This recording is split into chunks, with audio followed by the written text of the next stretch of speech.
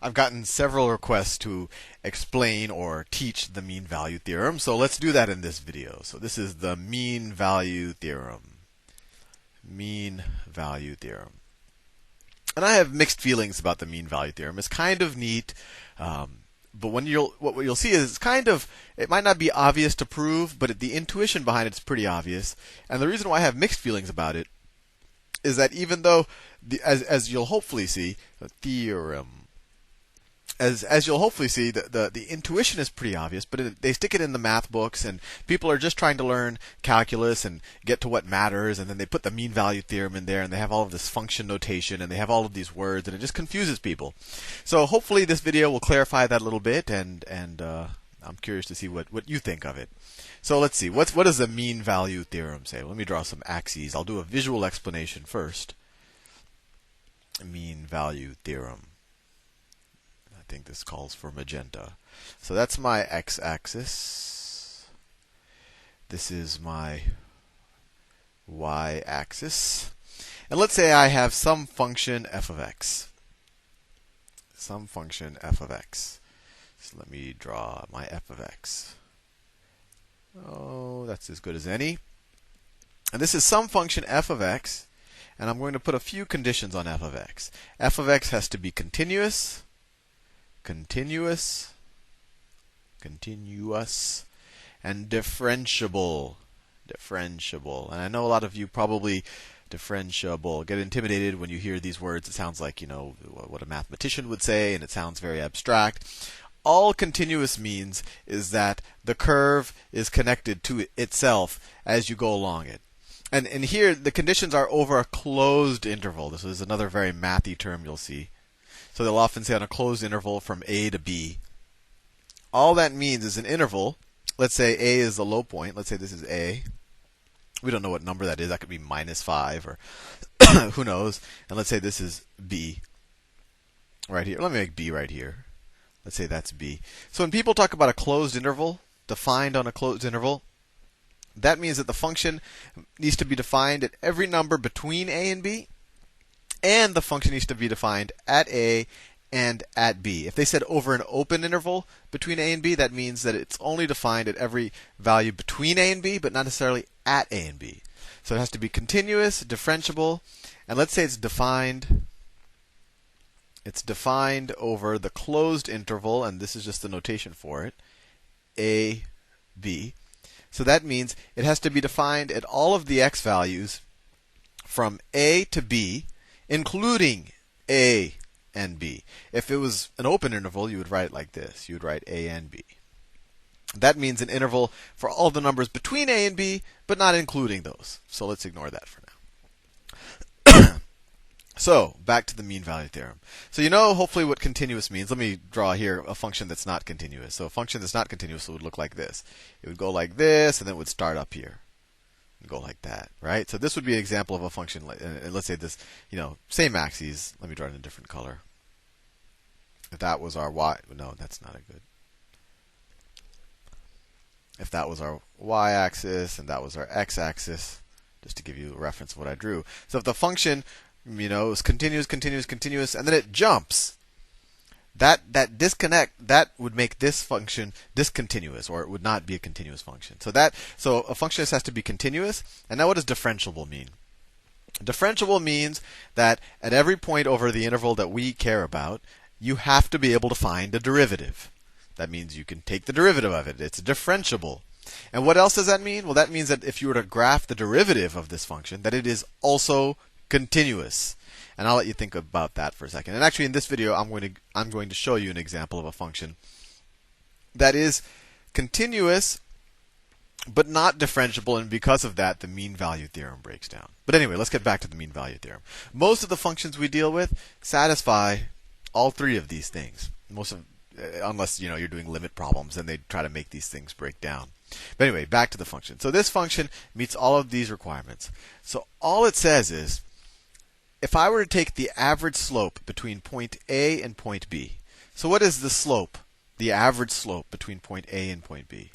Well, slope is just rise over run, right? So what is it? So let me see if I can draw the average slope. So the run would be this distance. That'd be the run, right? And this would be the rise. So this is the point right here. That's the point A, f of A. Over here, this is the point B, f of B. So what's the average slope between A and B? Well, it's rise over run. So what's the rise? What's this distance? How much have we gone up from f of A to f of B? Well, the rise over the rise will just be f of B, this height, f of B minus f of A, f of B minus f of A. And what's the run? What's this distance? Well, it's just B minus A. B minus A. And if I were to draw a line that has that average slope, it would look something like this. We could make it go through those 2 points, but it really doesn't have to. So let me do it in a blue. Blue. So that's the average slope between those 2 points, right? So what does the mean value theorem tell us? It says if f of x is defined over this closed interval from a to b, and f of x is continuous and is differentiable, that you can take the derivative at any point, that there must be some point c. There has to be some point c. Some point c where f prime of c is equal to this thing. So is equal to f prime of c. I shouldn't have written it here. So what is that telling us? So all that's telling us is if we're continuous, differentiable, defined over the closed interval, that there's some point c. Oh, and c has to be between a and b.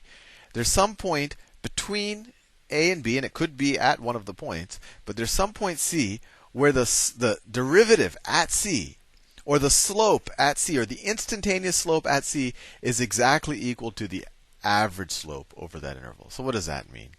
So we could look at it visually.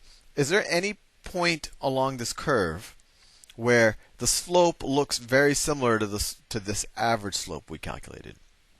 Well, sure. Let's see.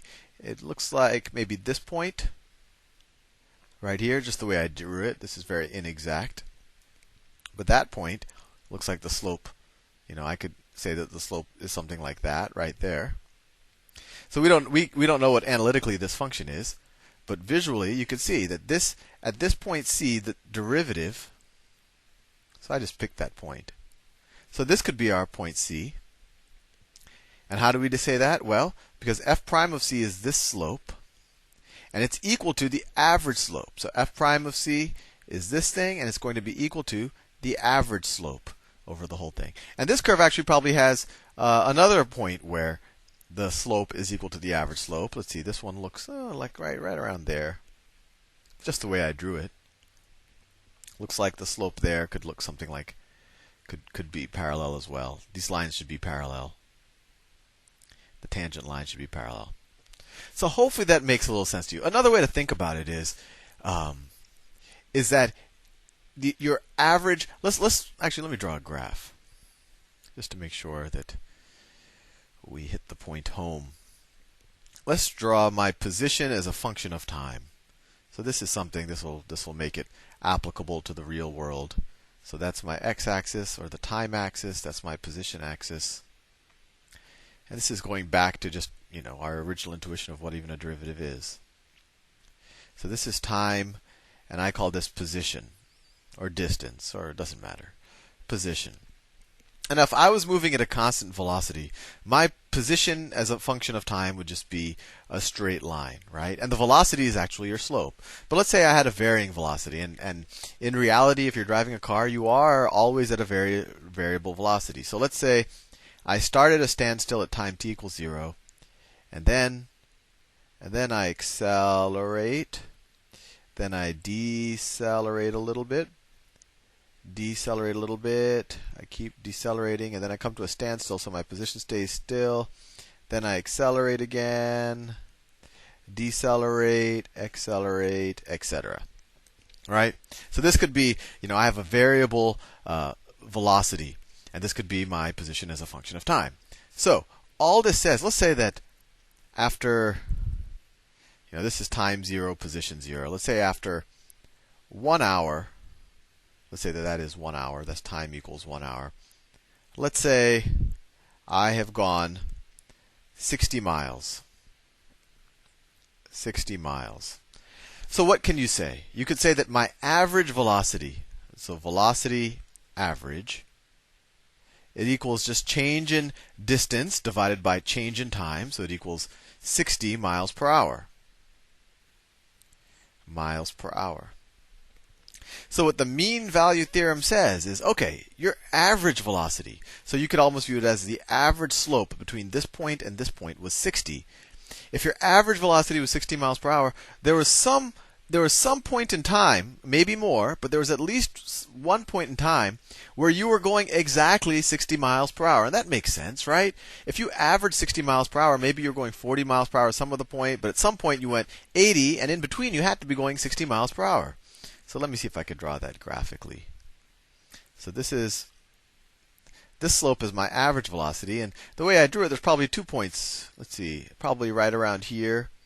I was probably going 60 miles per hour. The slope is probably 60 there. The instantaneous velocity probably there as well. So before I leave, let's do this analytically, just to I guess work with numbers. And the reason why I have mixed feelings about the mean value theorem is it's useful later on. If you become a math major, you'll maybe use it to prove some theorems, or maybe you'll prove it itself.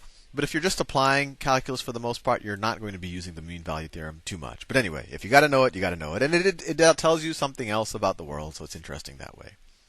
So let's say we have the function f of x is equal to x squared minus 4x. And the interval that I care about here is the closed interval, so I'm including 2, from 2 to 4. Now, the mean value theorem tells us that if this function is defined on this interval, and it is, right? We could put any number. The domain of this is actually all real numbers. I could put any number here. So obviously it's going to be defined over this interval. But so it's defined over the interval. This is continuous. This is differentiable. You could take the derivative, and the derivative is continuous.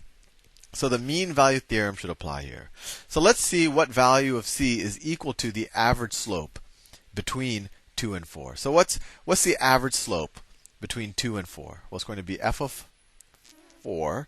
So the change in the function, f of 4 minus f of 2, divided by the change in x, so 4 minus 2. So this is equal to the average slope. So f of 4 is 16 minus 16, right? So that's 0. Let me make sure that. 4 times 4, 16. Minus 4 times 4, 16, right? Minus f of 2. F of 2 is 2 squared is 4, right? And then minus 4 times 2. So minus 8. Let me make sure I have that right. 4 minus 8, right? All of that over 2. And so this equals minus 4. So this equals 4 over 2. So the average slope from x is equal to 2 to x is equal to 4 is 2. And now the mean value theorem tells us that there must be some point that's between these two, maybe including one of those, where the slope at that point is exactly equal to 2. Let's figure out what point that is. That's c. Let's take the derivative, because the derivative at c is going to be equal to 2. So we just take the derivative. So let's say f prime of x is equal to 2x minus 4. And we want to figure out at what x value does this equal 2. So we say 2x minus 4 is equal to 2.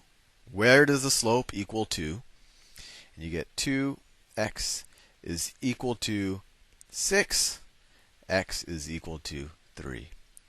So at x is equal to 3, the derivative is exactly equal to the average slope. And let me see if I can, let me get the graphing calculator here.